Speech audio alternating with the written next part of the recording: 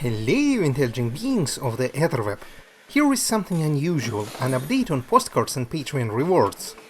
Because of a certain pneumonia from Wuhan, the prints had been postponed for a while, but finally they are being printed and are being sent.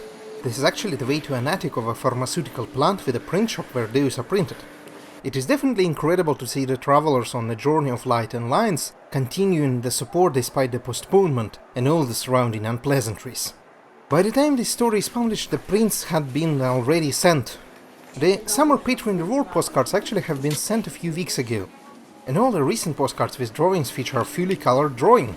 To thank the patrons who've been subscribed for prints through these times, the prints are made unusually large. In fact, they are exact one-to-one size to the originals. Here's the one with a court case against International Memorial Society, and here's the original. There's slight difference in colors, but otherwise looks very shiny.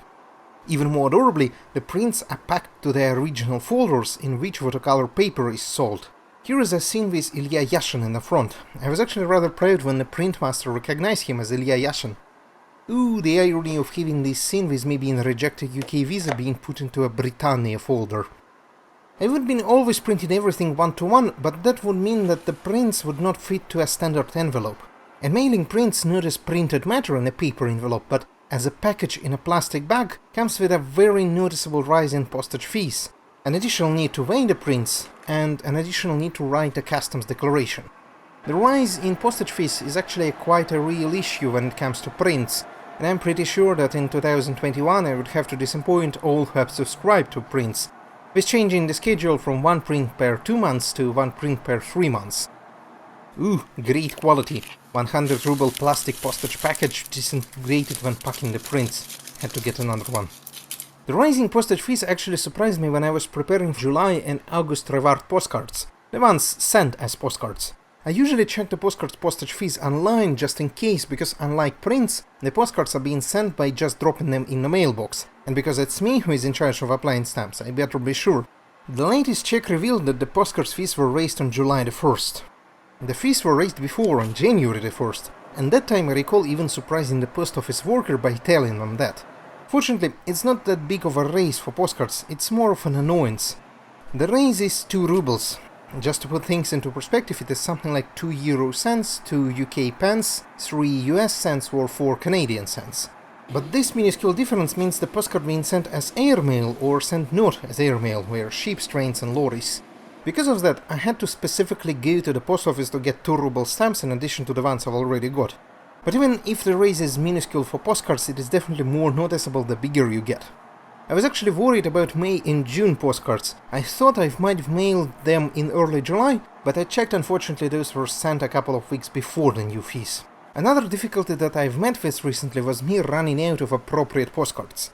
I try to use postcards that are aesthetically pleasing and are relevant to either the place I am at or where I've been recently, or display art of some kind. They also better be good quality in terms of paper and better be good for actually drawing on the back of them. For the last batch I've resorted to postcards from a big box of postcards I have, but most not necessarily fit the criteria, and the old postcard sets are better kept as a whole. So there was a need for new postcards, which was difficult to fulfill, as the pandemic is not exactly a good time to go shopping. Besides, there aren't many options around. Most places sell overpriced and often mediocre quality postcards. Some time ago I attempted to get postcards on a flea market, but even if I found a few nice ones, very few were found after hours of looking, with most not being just good enough. First time ever for the future postcards, I ordered a few affordable new postcard sets at a previously unknown website that had a few interesting options. I must admit to one of my weaknesses. I do not wish to use postcards with an art style remotely similar to mine, so I can't buy postcards with watercolor art printed, I just feel too envious. But different styles are fine, this is why I got an Ivan Ivazovsky postcard set. They are a bit thin but relatively nice, so someone who subscribed might be getting this one with Napoleon on St. Helena in the following months. Later, in addition to this one, I also got a set with Van Gogh paintings. I was rather lucky to find 2 postcard sets with illustrations by Gennady Pavlishin to Amur Fairy Tales. The original book of Amur Fairy Tales is beautiful, and the postcards sure are beautiful too. A very pleasant surprise was a set of fairly small postcards, but very well printed on nice thick paper. Those feature selected Chinese art of Shanshuan genre, mountains and rivers. Later, another set was bought with art of Yuan period. An interesting wild card was a few sets bought for very cheaply, one labeled Moscow being just 100 rubles per 32 postcards. Another two are the Moscow Kremlin and Old Moscow. These kind of sets you expect in souvenir shops, and I usually avoid those, but was curious how they look. They actually aren't too bad, printed on decent thick paper, but whose idea was printing the description on the back in 8 languages for Moscow and Moscow Kremlin sets? They showcase this as a feature, but on practice it means that 10 of those 32 postcards can be used for Patreon rewards. There's simply no space left. The most insane is this one. Japanese and Chinese text even enters the address area, and this description is basically a mess of names. Sometimes the names would be written with the first letter of a patronym, sometimes without, and in all the cases the names and patronyms, as annoyingly common in Russian, are written using only the first letter, meaning that you have to guess the name. What AA means? It could be Alexey Anatolievich, or Arkady Alexandrovich, or Anton Alexeyevich. You can't properly guess without prior knowledge. This is why this system of writing names is so annoying, and it especially breaks with foreign names. There are also a few more minor quirks with the whole 8 languages feature. Here's a postcard of Tsar Cannon, where they actually use the full name of the cannon maker, but they forgot to actually include the word master or maker in Japanese translation. Or here's a postcard with the exhibition of achievements of national economy. For some reason the Japanese translation got a second round bracket on the left. And here is a postcard labeled view of the Kremlin and the Bolshoi Kamenny Bridge.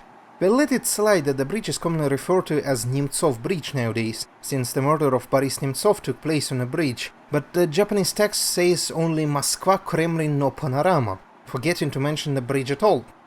Here's another confusion-generating postcard. The Russian text says Kremlin's Ruby Star, but for English, French and German, the Kremlin suddenly drops, making it just an unknown Ruby Star. The Kremlin then returns to Italian, Spanish, Japanese and simplified Chinese.